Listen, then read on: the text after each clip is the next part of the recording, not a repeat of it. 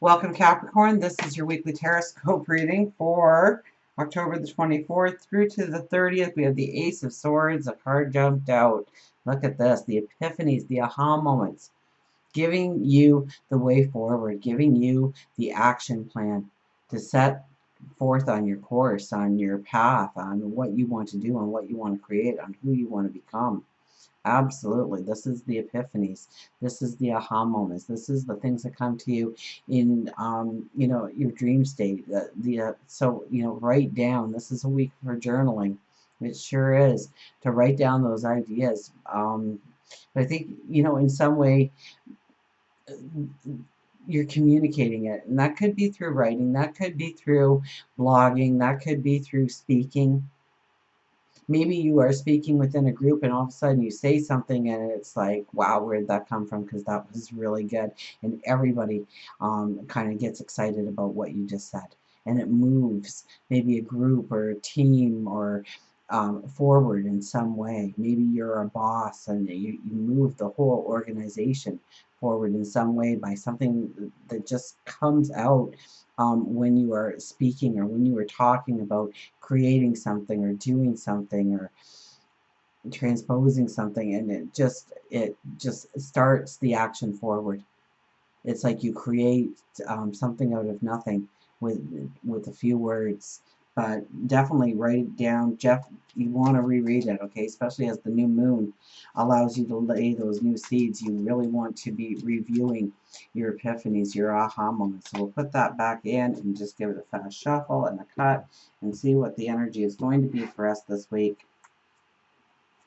And we start with the Six of Wands, and that is success. Okay, that's not resting on your laurels right now. That's, full steam ahead. We don't want to stop here. We don't want to rest. But definitely, and it's people around us that maybe are contributing to our success, or, helping us along our path, or just rooting for us. We have the Three of Wands, new paths opening up to you. Four of Wands, and we have the Ace of Cups. So technically two aces already. Ace of Cups crosses over the Three of Wands. Ace of Cups crossing over the Three of Wands. This is a really beautiful new beginning in a passion, a dream, a desire. This could be a new relationship happening that you're stepping into.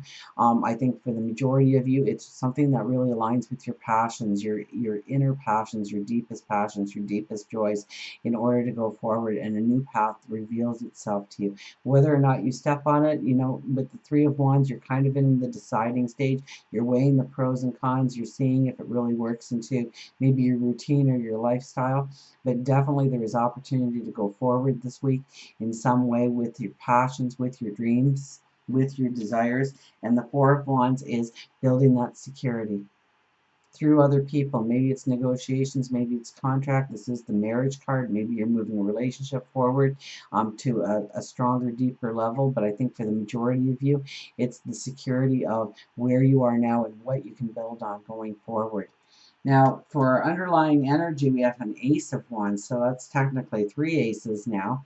And this is a balance of thought. This is new ideas coming to you, the epiphanies, like we were talking about when the Ace of Swords. Okay, and this is thinking things through. This is thinking outside the box. This is understanding what you need to do or what you can do in order to move yourself forward with a balance, with a surety, with a firm footing going forward.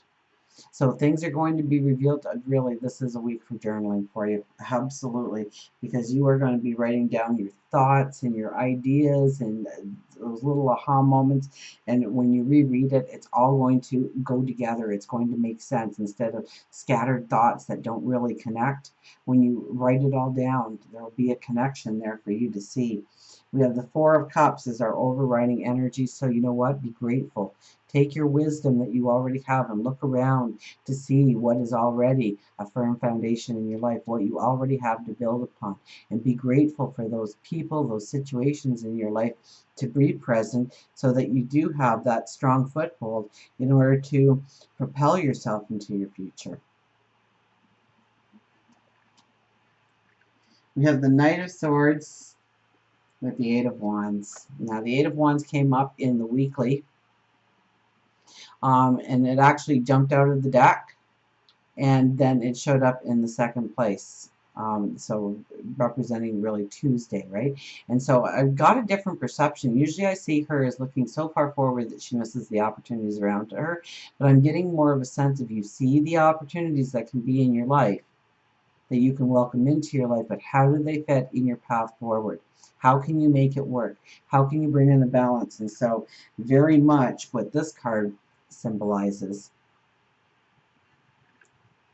the Eight of Wands symbolizes too, because you're looking at how you can bring in the balance to these new ventures, these new opportunities, these new ways of doing, these new ways of being.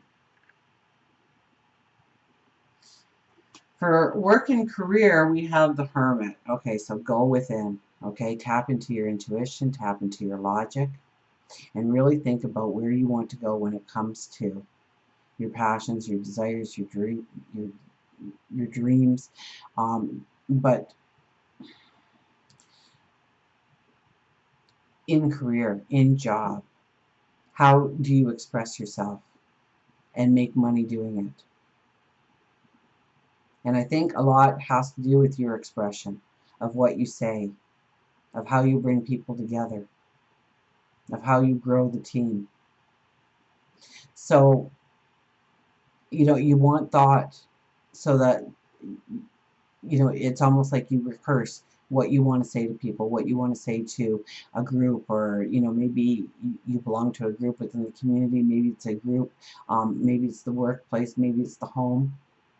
Maybe it is the neighborhood or the community, but you want to think about what you say. You want to put it all together so it does actually pave a path forward for you.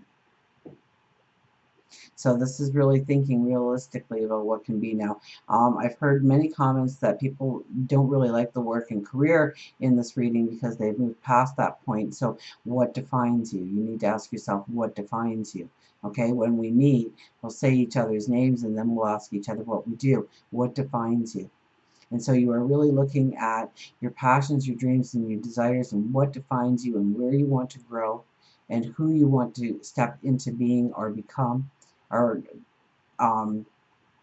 make even better. And so you need to take it back a little bit and really understand your objectives going forward and what needs to be in place and what you want to be in place in order to step into it. For love and relationships, we have justice. So where does the balance need to be within the relationship?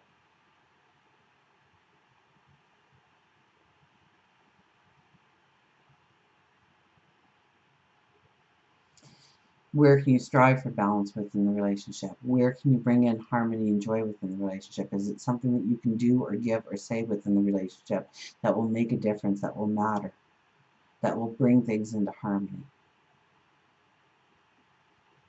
And where do things need to, there needs to be endings almost, or, this is the new rule going forward when it comes to the relationship or what you allow into a relationship.